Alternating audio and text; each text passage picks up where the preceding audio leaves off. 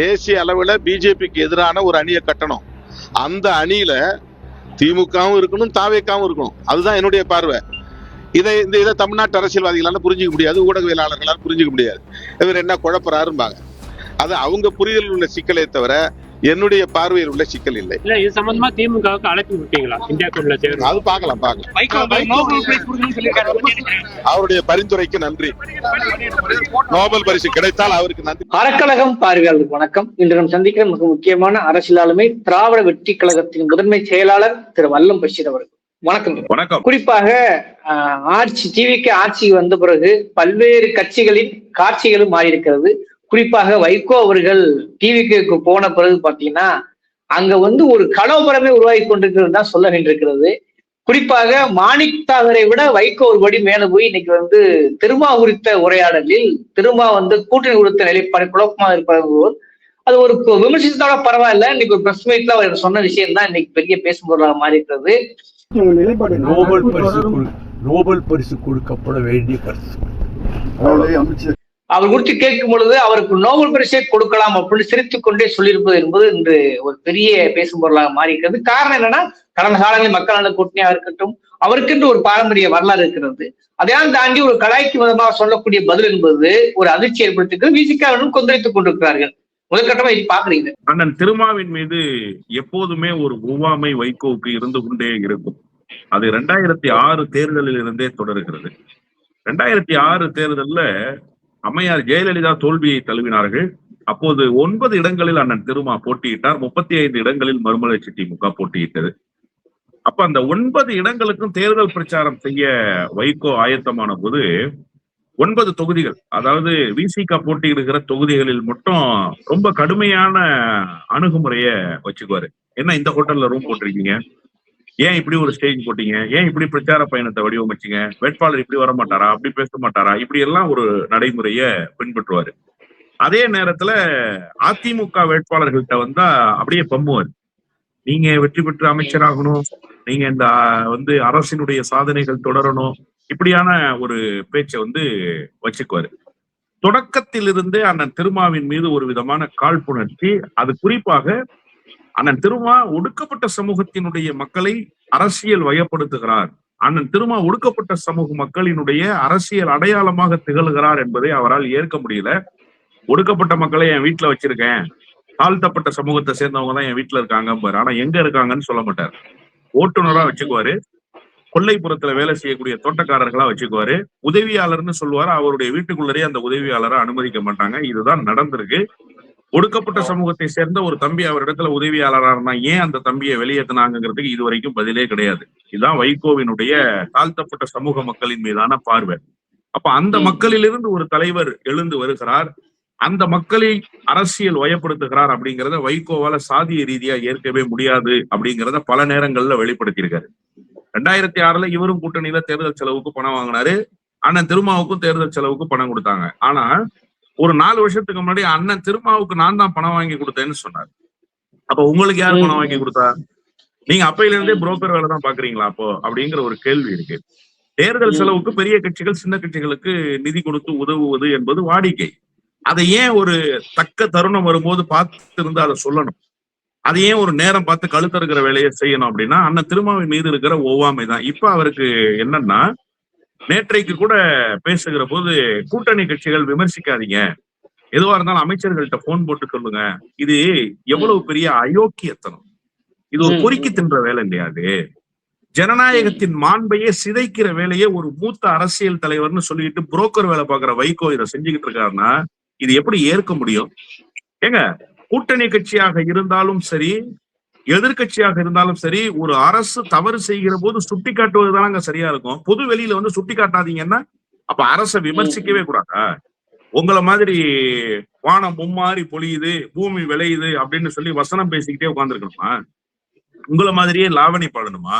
அண்ணன் திருமா அவ்வப்போது இந்த அரசை சுட்டி காட்டுகிறார், அவ்வப்போது இந்த அரசுக்கு குட்டியும் காட்டுகிறார். எனவே அவரை விமர்சனத்துக்குள்ளாகி இந்த கூட்டணியிலிருந்து வெளியேற்றணும். இந்த அமைச்சரவையில அண்ணன் வன்னியரசு இடம்பெற்று விட கூடாது என்று அவர் கருதுறாரு. அந்த அடிப்படையில் தான் அவர் அந்த கருத்தை பேசி இருக்கிறாரு அப்படின்னு தான் நான் பாக்குறேன். ஆனா திருமா சொன்னதே முதல்ல எனக்கு ஏற்புடையது இல்லை. அது எப்படி பாலுக்கும் காவல் பூனைக்கும் நண்பன்ற நிலைப்பாட்டை எடுக்க முடியும்? அப்படி ஒரு நிலைப்பாட்டை எடுக்க முடியாது. அது தப்பு. ஆனா அண்ணன் திருமா ஏதோ ஒரு செய்தியை சொல்றாரு. நான் வந்து அண்ணன் திருமாவை விமர்சிக்கிறேன், அது வேறு. அண்ணன் திருமா எடுக்கிற ஸ்டாண்டு தப்புன்னு சொல்றேன், அது வேறு.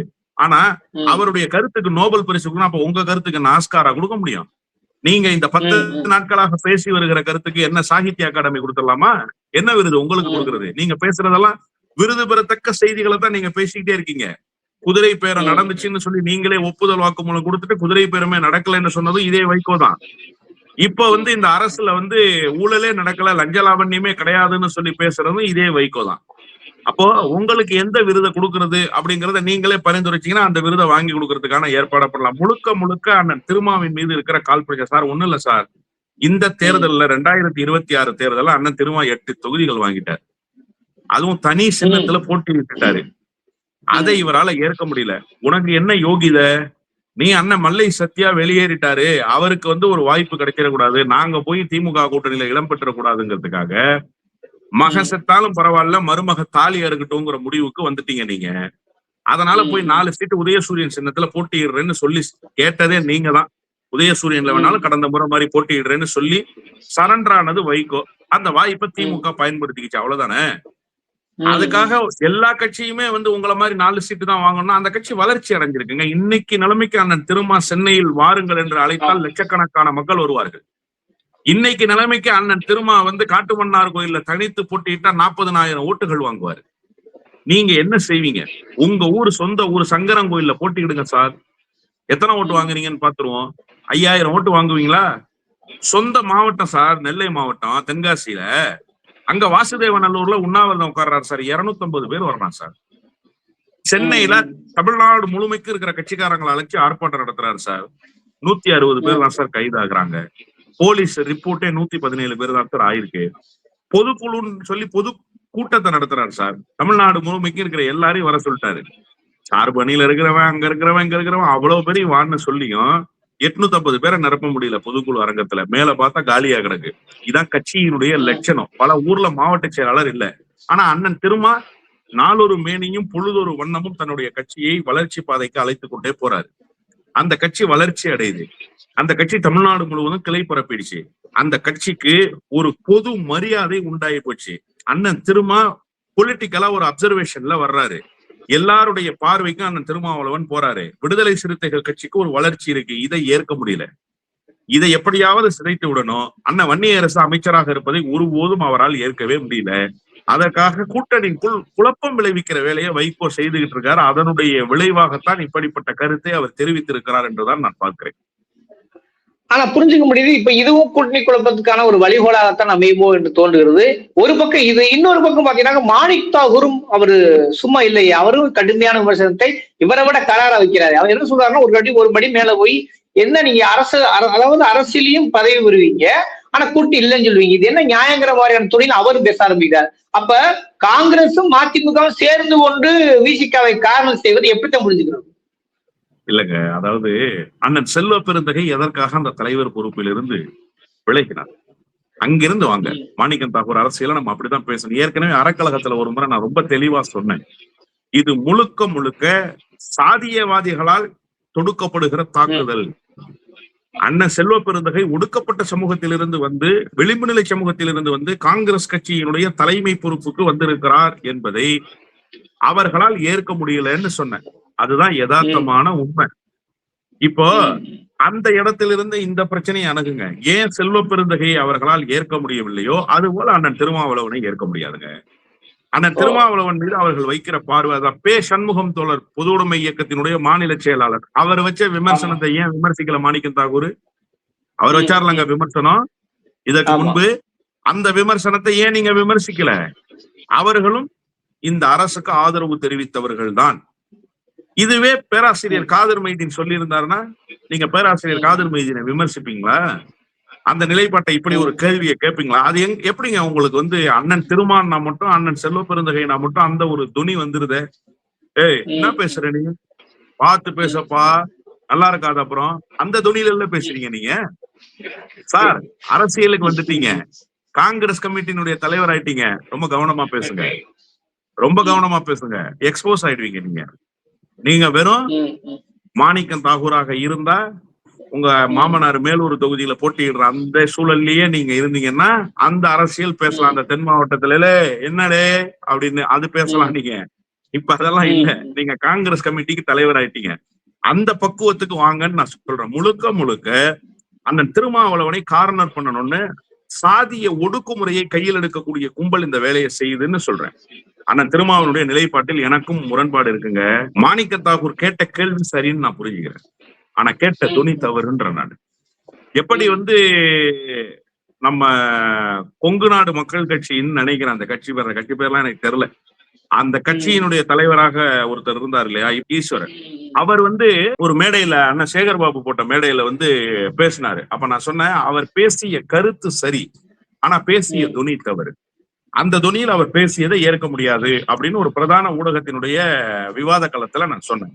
அதே உடல் மொழி, அதே வார்த்தை மொழி இப்ப மாணிக்கம் தாகூர்கிட்ட வெளிப்படுது. அப்படின்னா இந்த துணியில ஒரு சாதிய அடக்குமுறை இருக்கு, இந்த துணியில ஒரு பெரியண்ணன் மனோபாவம் இருக்கு அப்படின்னு தான் நான் புரிஞ்சுக்கிறேன். அதனாலதான் நீங்க நாக்கு மேல பல்லு போட்டு பேசுறதும்பாங்க எங்க கிராமப்புறத்துல.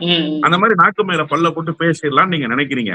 ஒரு பக்கம் நாயுடுகள் தான் பெரிய ஜாதி அப்படின்னு சொல்லிக் கொள்கிற யாரு, அண்ணன் வைகோ. இன்னொரு பக்கம் நாங்க தான் ஆண்ட பரம்பரைன்னு சொல்லிக் கொள்கிற மாணிக்கம் தாகூர் ஒரு பக்கம். இவங்க எல்லாம் சேர்ந்து அண்ணன் திருமாவை அரசியல் ரீதியாக அந்நியப்படுத்துவதற்கு முயல்கிறார்கள். ஆனா ஒருபோதும் அண்ணன் திருமாவை அரசியல் ரீதியாக அந்நியப்படுத்தி விட முடியாது. ஏன்னா அண்ணன் திருமாவோடு 1000 முரண்பாடுகள் உண்டு. அண்ணன் திருமாவினுடைய நிலைப்பாடு எங்களுக்கு ஏற்புடையதாக இல்லை. ஆனா நீங்க எல்லாம் சேர்ந்து அண்ணன் திருமாவை நட்டுக்கிறீங்கன்னா நாங்கெல்லாம் அண்ணன் திருமா பக்கம் நிற்போம். அண்ணன் திருமாவை பாதுகாக்க வேண்டிய பொறுப்பு எங்களுக்கு வந்ததாக நாங்க கருதுவோம். அப்படியெல்லாம் நீங்க அண்ணன் திருமாவை பேசிட முடியுமா? அப்படியெல்லாம் நீங்க லெப்ட் ஹேண்ட்ல எங்க அண்ணனை டீல் பண்ணிட முடியுமா? நாங்க விட்டுருவோமா? நாங்க நான் இல்ல, சிவில் சமூகமே அதை ஏற்காது. நீங்க தனிப்பட்ட என்னுடைய கருத்து, தனிப்பட்ட என்னுடைய கட்சியினுடைய கருத்துன்னு நீங்க பாக்காதீங்க. ஒட்டுமொத்த தமிழ் சமூகத்தினுடைய கருத்தாக நீங்க புரிந்து கொள்ளுங்க. அவர் எங்களுடைய அண்ணனாக இருக்கிறாரு. அவர் தமிழ்நாட்டுக்கு தேவைப்படுகிற தலைவராக இருக்காரு. இன்னைக்கு அவரோட நிலைப்பாட்டுல எங்களுக்கு விருப்பம் இல்லை. அதனால அவரை நாங்க விமர்சிக்கிறோம். அந்த விமர்சிக்கிற உரிமையை எங்களுக்கு அவர் கொடுத்திருக்காரு. அதுக்காக நீங்க பெரியண்ணன் குரல்ல பேசுனீங்க அப்படின்னா அதை ஏற்க முடியாது. அதை தமிழ்நாடு ஒருபோதும் ஏற்காதுங்கிறத மாணிக்கம் தாகூர் உணர்ந்துக்கணும். ஆனா இவ்வளவு தள்ளுமுள்ளாகிறது ஒரு கூட்டணிக்குள்ளேயே. அதாவது கடந்த காலத்துல திமுக இருக்கும்போது ஒரு கூட்டணி கட்சி இவ்வளவு குழப்பங்கள் இருந்தது கிடையாது, ஒருத்தர் விமர்சித்தது கிடையாது. அவ்வளவு சார்பா இந்தியாவுக்கே ஒரு ரோல் மாடலா கூட்டணியை பார்க்க முடிஞ்சது கடந்த காலங்கள்ல. காங்கிரஸ் கூட அந்த கூட்டணிக்குள் மிக பவியமா நடந்து கொண்டது. ஆனா இது டிவிகே போட்டிக்கு வந்த பிறகு இவ்வளவு குழப்பம் ஏற்படுறது, இவ்வளவு தள்ளுமுள்ளு நடக்கிறது. ஆனால் இந்த நிமிடம் வரை சிஎம் விஜயோ ஏன் ஆதவர்ஜனா கூட டிவிக்கே தலைமையிலாங்கிற அடிப்படையில எந்த ஒரு வார்த்தையும் பேசலையா? அது ஏன்? அது எதிரணியை உடைக்கணும்ன்றது அஜெண்டா. அந்த அணியை உடைச்சாச்சு. இப்ப என்ன பண்றது? அது விளையாட்டு பிள்ளை. அந்த பிள்ளைக்கு இதெல்லாம் சேர்த்துக்கிட்டு ஆள் சேர்த்து என்ன பண்றதுன்னு தெரியல.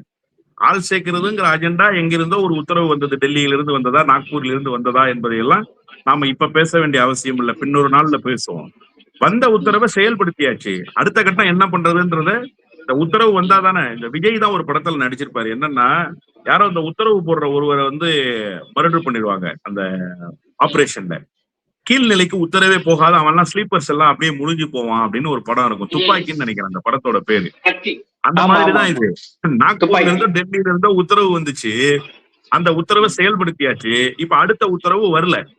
அடுத்த உத்தரவு வர வரைக்கும் என்ன பண்ண முடியும்? ஸ்லீப்பர் செல்லுகள் அப்படியே தான் இருக்க முடியும். அடுத்த கட்ட ஆக்ஷனுக்கு வர முடியாது இல்லையா? அந்த மாதிரி தான். இப்ப என்ன காங்கிரஸ்குள்ள பிரச்சனை என்னன்னு கேளுங்கன்னு உத்தரவு வந்தா இவங்க கேட்பாங்க. இவர்களுக்கு என்ன செய்வதென்றே தெரியல. ஆனா திமுக, அண்ணா திமுக போன்ற பாரம்பரியமிக்க பெரிய கட்சிகளுக்கு அந்த பிரச்சனை இல்லை. அவர்கள் தலையிட்டு பிரச்சனையை சமாளிக்கக்கூடிய இடத்தில் இருந்தார்கள். இப்ப யார கூப்பிட்டு பேசுறது? வைகோவை கூப்பிட்டு பேசணுமா? யார் பேசுறது? வைகோ கூப்பிட்டு யார் பேசுறது? யார் பேசுறதுங்கிற கேள்வி இருக்கு. ஆதவ் பேசுறதா, விஜய் பேசுறதா, புஷி ஆனந்த் பேசுறதா, நிர்மல்குமார் பேசுறதா? அதேதான் உங்களுக்கு காங்கிரஸ் விவகாரத்தில் யார் பேசுவது? இப்ப இதுல இன்னொரு சிக்கல் இருக்கு. காங்கிரசினுடைய நிலை தெரியாமல் காங்கிரசுக்கு கொடுத்த அங்கீகாரம் இருக்குல்ல, அது அவர்களை இப்படி பேச வச்சிருக்கு அப்படின்னு நான் பாக்குறேன். நீங்க காங்கிரஸை வைக்க வேண்டிய இடத்துல வச்சிருந்தீங்கன்னா இப்படிப்பட்ட பேச்சுக்கள் எழாது. திமுக கூட்டணியில இருந்துச்சு காங்கிரஸ். என்னைக்காவது திமுக கூட்டணியில் இருக்கும்போது அண்ணன் திருமாவை பார்த்து காங்கிரஸ் இப்படி குரல் உயர்த்துமா? உயர்த்துகிற சூழல் வருமா? அண்ணன் திருமா இதெல்லாம் உணர்ந்துக்கணும். நான் அண்ணனுக்கு உண்மையிலேயே பணிவன்போடு கேட்டுக்கிறேன், நீங்க எங்க இருக்கணுமோ அங்க இருக்கணும்னே. இப்படி நிலைத்தடுமாறி போனீங்கன்னா இப்படிதான் கண்ட நாயெல்லாம் உங்களை பார்த்து பேசும். எனக்கு உண்மையிலே ரொம்ப வருத்தமா இருக்கு. ரோட்ல போற வர நாயெல்லாம் உங்களை பார்த்து குறைக்குது இல்ல, எங்களால ஏற்க முடியல, அந்த நாயை கல்ல எடுத்து அடிக்கணும்னு நாங்க நினைக்கிறோம். ஆனா இது நீங்க தேடிக்கிட்டது. இருக்கிற இடத்துல நீங்க இருந்திருந்தீங்கன்னா இரட்டை குழல் துப்பாக்கின்னு கடந்த காலத்துல எந்த இயக்கத்தோடு நீங்கள் நின்றீர்களோ அந்த இயக்கத்தோடு நின்றிருந்தா இன்னைக்கு இந்த நாயெல்லாம் பேசுமா? பேசாது இல்ல. அப்ப நீங்க உங்களுடைய தரத்தை தாழ்த்தி கொண்டதினுடைய விளைவு இவர்களெல்லாம் உங்கள் பேசுகிற இடத்துக்கு. நேற்று வைகோ பாடம் எடுக்கிறாரு. யாருக்கு பாடம் எடுத்தாரு? வைகோ பாடம் எடுக்கிற இடத்துல சார் அண்ணன் திரும்ப இருக்காரு. எவ்வளவு பெரிய பக்குவப்பட்ட தலைவர் சார். எத்தனை பேர் டேமேஜ் பண்ணப்ப தன்னுடைய டேமேஜை வெளியில காட்டிக்காம 1000 சோகங்களை உள்ளே வைத்துக் கொண்டு எத்தனை தூங்கா இரவுகளை கடந்து ஒரு இயக்கத்தை கட்டமைச்சிருப்பாரு. நீங்க யோசிச்சு பாருங்களேன். முஸ்லீம் தெருவுக்குள்ள சாராய கடை திறக்க மாட்டான் சார். பெரும்பான்மையாக முக்குளத்தோர் வசிக்கிற தெருவுல சாராய கடை திறக்க மாட்டான் சார். சேரிகள் தோறும் ஒடுக்கப்பட்ட சமூக மக்கள் இருக்கிற இடங்களில் எல்லாம் சாராய கடையை திறப்பான். காலையில எழுந்தவுடன் அந்த விளிம்பு நிலை மக்கள் தன்னுடைய பணியை துவங்கிவிடக் கூடாது என்பதற்காகவே சாராய கடையை சேரிகள் தோறும் திறந்து வச்சிருப்பான். ஒடுக்கப்பட்ட மக்கள் அப்படியே அந்த குடிமகனாகவே இருக்கணும்னு நினைப்பான். அவன் உண்மையிலேயே ஒரிஜினல் குடிமகனா இருக்கக்கூடாது, அவன் தண்ணி அடிக்கிற குடிமகனாக இருக்கணும்ன்றே ஒரு சோசியல் ஸ்டிக்மா இங்க இருந்துச்சுல்ல. அதை உடைச்சவர் அண்ணன் திருமாதான். நீ எந்த சமூகத்தின் முன்னால் கைகட்டி நிற்க வேண்டும் என்று உன்னை நிற்க வைத்தார்களோ அந்த சமூகத்தின் முன்னால் உன்னை கேள்வி கேட்க வைக்கிறேன்னு சொன்னார்ல, அந்த தலைவருக்கு பெயர் திருமா. அந்த இயக்கத்துக்கு பெயர் விடுதலை சிறுத்தைகள் கட்சி. அந்த காலம்லாம் மாறிடுச்சுடா, இப்ப நீ மீசிய முறுக்கடான்னு சொன்னார் அண்ணன். அதை இவங்களால ஏற்க முடியல. அதுதான் இங்க இருக்கிற பிரச்சனை. அவர் எவ்வளவு பெரிய ஒரு தலைவராக இன்றைக்கு பரிணமித்திருக்கிறாருன்னு சொன்னா, இன்னைக்கு அவர் தமிழ்நாட்டில் மறுதளிக்க முடியாத இடத்துக்கு வந்திருக்காரு. அப்படிப்பட்ட தலைவருக்கு வைகோ மாதிரி ஏஜென்ட், புரோக்கரு, நாலாந்தர வேலை செய்யக்கூடிய ஆட்கள்லாம் ஆலோசனை சொல்ல முடியுமா? ஆலோசனை சொல்கிற இடத்துல அண்ணன் இருக்காரா அப்படின்னு கேட்டா இல்ல. ஆனா நீங்க அந்த கூட்டணிக்கு போனதனுடைய விளைவு புதுசா வந்தால்னா உங்களுக்கு அட்வைஸ் பண்ற இடத்துக்கு நீங்க வந்துட்டீங்க. உண்மையிலேயே வைகோவை பார்த்து நான் கேட்கிறேன், உங்களுக்கு என்ன யோகிதை இருக்கு அண்ணன் திருமாவுக்கு நீங்க பாடம் எடுக்கிறீங்க? என்ன சார் பாடம் எடுக்கிறீங்க? உங்களை மாதிரி ஆதரிச்சா வானத்துக்கு மேல தூக்கி வச்சுக்கிட்டு கொண்டாடுறதும், எதிர்க்கணும்னு சொன்னா காலில் போட்டு மிதிக்கிறதும் அவரோட வேலையா? நீங்க இவ்வளவு நாள் வேட்டியில ஸ்டாலினுக்கு கொட்டின காப்பியை தொடச்சு விட்டுக்கிட்டு இருந்தீங்க. இப்ப விஜய்க்கு ஷூல ஒட்டி இருக்கிற அழுக்க தொடச்சு விட்டுட்டு இருக்கீங்க. உங்க நிலைமை இதுதான். அந்த இடத்துக்கு அண்ணன் திரும்ப வரமாட்டாரு. அவருக்கு அப்படி ஒரு அரசியல் தேவையும் இல்லை. அவர் லட்சியம் சார்ந்து இயக்கத்தை நடத்துறவர். அவர் கொள்கை சார்ந்த அரசியலில் பயணிப்பவர். உங்களை மாதிரி ஆள் கிடையாது. அவர் புரோக்கர் வேலை பார்க்கிறவர் கிடையாது. நினைச்ச நேரத்துக்கு நினைச்ச மாதிரி நரம்பு இல்லாத நாக்கு எது வேணுமோ பேசலாமாங்க, அந்த மாதிரி பேசுற ஆள் அவர் கிடையாது. ஆனா அவருக்கு நீங்க அட்வைஸ் பண்ண வந்திருக்கீங்க அப்படின்னா உங்களுடைய மனநிலை எப்படிப்பட்டதுங்கிறத எங்களால் கடந்த காலத்தில் உங்களோடு பயணித்த அனுபவத்தின் மூலமாக புரிந்து கொள்ள முடிகிறது. அண்ணன் திரும்ப இப்பவும் நான் யோசிக்கணும்னு சொல்றேன். இல்ல, இன்னொரு முக்கியமான விஷயம் என்னன்னாக்க, விசிக்கு அதாவது காங்கிரஸுக்கோ மதிமுகவுக்கோ நீ சொல்லக்கூடிய அளவு இல்லாம ஏதோ ஒரு எக்ஸ்ட்ரீம் போறாங்க. அவங்க கூட்டணி வலுவாவோ அல்லது தாவைக்காவோ கொண்டாடுற மனநிலைக்கு போறாங்க. ஆனா சிபிஎம்மோ சிபிஐயோ விசிகாவோ இப்ப கூட ஒரு பிரச்சனை போயிட்டு இருக்குது. யூபிசியில் உள்ள உறுப்பினர்கள் ஆளுநருக்கு தகுந்தபடியான ஒரு நிலையை உருவாக்கி இருக்காங்க. அது நீ பேசப்படல மாதிரி இருக்கும். சிபிஎம் கண்டிக்கிறது, சிபிஐ கண்டிக்கிறது, நாளை விசிகாவும் கண்டிக்கும். அப்ப ஏதோ ஒரு வகையில இவங்க காரணம் பண்ற ஒர்க் அவுட் ஆகி இவர்களை கூட்டணி விட்டு வெளியேற்ற கூட நாளைக்கு வாய்ப்பு இருக்குல்ல. எந்த காரணம் கொண்டு சிபிஎம் சிபிஐயோ விசிகாவோ இந்த மாதிரியான விஷயங்கள்ல உடன்படாது, கண்டிப்பா முரண்படும். அப்ப அதையெல்லாம் சாதாரணமா எடுத்துக்கொண்டுதான் இவர்கள் செய்கிறார்களா என்ற கேள்வி வருகிறதுல. இனி கூட்டணிங்கிறது தொடர்ந்து நீடிக்கிறதுக்கு வாய்ப்பு இருக்கா? அது எந்த சூழல் நோக்கி வாய்ப்பு இருக்கு? இல்லைங்க, அண்ணன் ஸ்டாலின் ஒரு விஷயத்த சொன்னார்ல, இந்த அரசு நீண்ட நாட்களுக்கு நீடிக்காது, விரைவில் தேர்தல் வரும்னு சொன்னார்ல. அது இதையெல்லாம் கணக்கு பண்ணி தான் சொன்னார். உடனே இவங்க என்ன பண்ணிட்டாங்கன்னா குதிரை பேரத்துக்குள்ள போய் நுழைஞ்சிட்டாங்க. அண்ணன் சொன்னது என்னன்னா, எத்தனை காலத்துக்கு நீங்க செய்யற தவறுகளை சகித்து கொண்டு மார்க்சிஸ்ட் கம்யூனிஸ்டும் இந்திய கம்யூனிஸ்டும் உங்களோடு இருக்கும். அது ஒரு கொள்கை வழி பயணத்தை மேற்கொள்கிற இயக்கம். எண்ணிக்கையில வேண்டுமானால் சிறிதாக இருக்கலாம், ஆனால் லட்சிய உறுதிப்பாட்டில் அது பெரிய அமைப்பு. அந்த அமைப்புக்கு இணையான கோட்பாட்டை, தத்துவத்தை அந்த கூட்டணியில் வேறு ஒருத்தர் பின்பற்ற முடியாது. அவர்களே அந்த கூட்டணியில இல்லையே, நான் ஏன் கூட்டணின்னு போய் திணிச்சு விடணும்? ஆதரித்தவர்கள் அப்படி வச்சுக்கோங்க. தாவேக்காவை ஆதரித்தவர்களில் கம்யூனிஸ்டை விட பெரிய தத்துவத்தை தாங்கிய தத்துவார்த்தமான இயக்கம் இருக்கா? இல்ல. அதற்கு அடுத்த நிலையில் விசிகா இருக்கு. அப்ப இந்த இருவரும் நீண்ட நாட்கள் அவர்களோடு பயணிக்க முடியாதுங்கிறத அண்ணன் ஸ்டாலின் உணர்ந்துட்டாரு. அதைத்தான் அவர் சொன்னாரு, 2+2+2 6. இந்த 6 வித்ரா பண்ணா என்ன நடக்கும்ங்கிறது அவருக்கு தெரியும். ஆனா இவங்க உடனே அது குதிரை பேரம், இந்த ஆட்சியை கவிழ்க்கிறதுக்கு நான் கொல்லைப்புற வழியாக யோசிக்கிறேன் அப்படிங்கறத தான் அவர் வந்து சொல்லாமல் சொல்லி இருக்கிறாருன்னு சொல்லி அந்த ஸ்டாலின் மீது களங்கத்தை கற்பிச்சாங்க. உண்மையிலேயே இந்த அரசுக்கு மிக விரைவில் நெருக்கடி வரும். சரியானா இந்த அரசு முகமூடி அணிந்திருக்கிற அரசு. அந்த முகமூடியை காட்டி கொண்டிருக்கிற அரசாக இருக்கிற காரணத்தினால அதனுடைய உண்மை முகம் தெரியாமல் இருக்கு. உண்மை முகம் விரைவில் வெளிச்சத்துக்கு வந்ததற்கு பிறகு வேறு வழியே இல்லாமல் இந்த 3 பேரும் வெளியேறுவார்கள். அந்த உண்மை முகத்தை பார்த்ததற்கு பிறகு நீங்க என்ன சொல்லி ஆதரிக்க முடியும்? உண்மை முகத்தை நீங்க பார்த்ததற்கு பிறகு என்ன சொல்லி அவர்கள் பக்கத்தில் நிற்க முடியும்? உங்களுக்கு ஒரு நெருக்கடி வரும்ல, அப்ப நீங்க வெளியேறுவீங்க. அதற்கான நாள் மிக விரைவில் வரும் என்றுதான் நான் நினைக்கிறேன். அதைத்தான் அண்ணன் ஸ்டாலின் கணக்கு பண்ணி சொன்னதாக நான் வந்து புரிந்து கொள்றேன். ஆனா இது ரெண்டும் அடிமாடு. எது? காங்கிரஸும் அதிமுகவும் அடிமாடு. அது என்ன ஆகும்னு கேட்டீங்கன்னா, இப்பதான் போய் கூட்டணிகளுக்கு பாடம் எடுக்கிறாரு வைகோ. எப்படி பேசணும், எப்படி ஜால்ரா தட்டணும், எப்படி வந்து அடிமையாக இருக்கணும், அடிமை சாசனம் எழுதி கொடுத்துட்டு எப்படி இருக்கணும் அப்படிங்கிறதுக்கு பாடம் எடுக்கக்கூடிய இடத்துக்கு வைகோ வந்திருக்காரு. மாணிக்கம் தாகூர் கம்பு சுத்துற வேலைக்கு வந்திருக்காரு. விஜயை பார்த்து அவராது ஏதாவது கேட்டீங்க, நடக்கிறத வேற, நான் இருக்கும்போது எப்படி அப்படின்னு கம்பு சுத்துற வேலைக்கு வந்துட்டாரு. ஆனா பீட்டர் அல்போன்ஸ் மாதிரியான தலைவர்கள் என்ன சொல்றாங்கன்னா, நாங்க திமுகவுக்கு அடிமை சாசனம் எழுதி கொடுத்துட்டோமான்னு கேக்குறாங்க. நான் அண்ணன் பீட்டர் அல்போன்ஸ் ரொம்ப மரியாதையாவே கேட்கிறேன். நீங்க அடிமை சாசனம் திமுகவுக்கு எழுதி கொடுக்கல, ஆனா தாவேகாவுக்கு எழுதி கொடுத்துட்டது போல உங்க மாநில தலைவர் பேசுறாரு. அது உண்மையா? அதை நீங்க விளக்குங்க. அது எப்படி சார் ஒரு அடியாள் மாதிரி பேசுறாரு? ஒரு ஜனநாயக இயக்கத்தை பார்த்து நீங்க ஒரு அடியாள் மாதிரி மிரட்டுகிற துணியில் ஒரு கூட்டணிக்காக பேசுறீங்கன்னா, அப்ப நீங்க அடிமை சாசனம் எழுதி கொடுத்து, அடியாள் யாருக்கு சார் வேலை செய்வான்? சம்பளம் வாங்குகிற உரிமையாளருக்கு வேலை செய்வான். நான் காசு கொடுத்து 10 பேர்த்த அடியாளா வச்சிருக்கேன், நான் சொல்ற வேலையை செய்யறதுக்கு அடியாள் இல்லையா? அடறானா அடிப்பான், கைய விடுறானா உடைப்பான், அதுதான் வேலை. அப்ப அந்த வேலையை செய்தா காங்கிரஸ்ங்கிற ஒரு சந்தேகம் எழுது. அந்த சந்தேகத்தை பீட்டர் அல்போன்ஸ் போன்றவர்கள் தீர்த்து வைப்பார்கள். எனவே நெடுங்காலத்துக்கு கொள்கை வழியில் பயணிப்பவர்கள் விஜயோடு பயணிக்க முடியாது. அது விரைவில் இந்த நாட்டு மக்களுக்கு அம்பலமாகும். ஓகே, உங்கள் இந்த மாதிரியான விவாத சூழல உங்களுக்கு கூர்மையான விஷயங்களை அப்படியே மக்கள் மறைக்கு விட்டுவிடுதே. இந்த விவாத சூழலில் அறக்கலகத்துக்கு நேரம் ஒதுக்கி